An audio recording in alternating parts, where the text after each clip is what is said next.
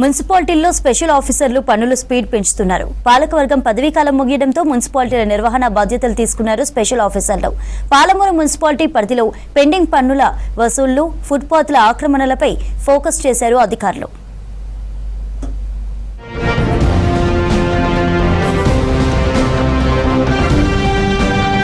పాలమూరులో పన్నుల వసూలుపై సీరియస్ గా వ్యవహరిస్తున్నారు స్పెషల్ ఆఫీసర్లు. మహబూబ్ నగర్ మున్సిపాలిటీ పరిధిలో మొత్తం 42 వార్డులు ఉన్నాయి. అన్ని వార్డులకు కలిపి కోట్లలో ఆస్తి పన్ను, వాటర్ ట్యాక్స్ పెండింగ్ లో ఉన్నాయి.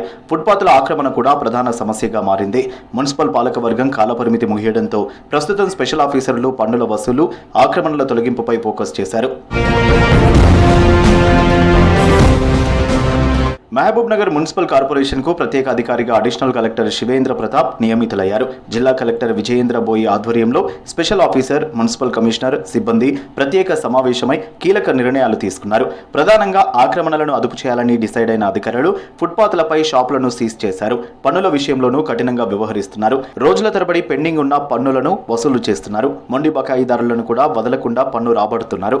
మధ్యకాలంలో ప్రాపర్టీ ట్యాక్స్ మీద మరియు అలాగే ఈ ఫుట్పాత్ ఎంక్రోచ్మెంట్ల మీద ఈ మధ్య జరిగిన రివ్యూ మీటింగ్లో గౌరవ అడిషనల్ కలెక్టర్ గారు మరియు కలెక్టర్ గారు ఆదేశాల మేరకు వీటిపై కాన్సన్ట్రేట్ చేయడం జరిగింది. ముఖ్యంగా షాప్ రెంట్స్ చాలామంది గతంలో చాలా సంవత్సరాలుగా బకాయిలు ఉన్నారు. వాళ్ళందరినీ కూడా కొన్ని ఏరియాలో షాపులను సీజ్ చేయడం జరిగింది.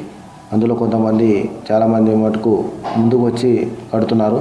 ఇంకా పెద్ద మొత్తంలో బకాయిలు ఉన్న వాళ్ళని డిఫాల్టర్గా గుర్తించాలా ఏం చేయాలనే విషయం విధంగా షాపులు అయితే క్లోజ్ చేసి ఉన్నాము. మున్సిపాలిటీకి ఆదాయం పెంచేలా పన్నుల వసూలు ప్రక్రియ వేగవంతం చేశారు అధికారులు. అక్రమ నిర్మాణాలపై కొరడా జులిపిస్తున్నారు. హెచ్చరించినా వినకపోవడంతో చర్యలకు సిద్ధమవుతున్నారు.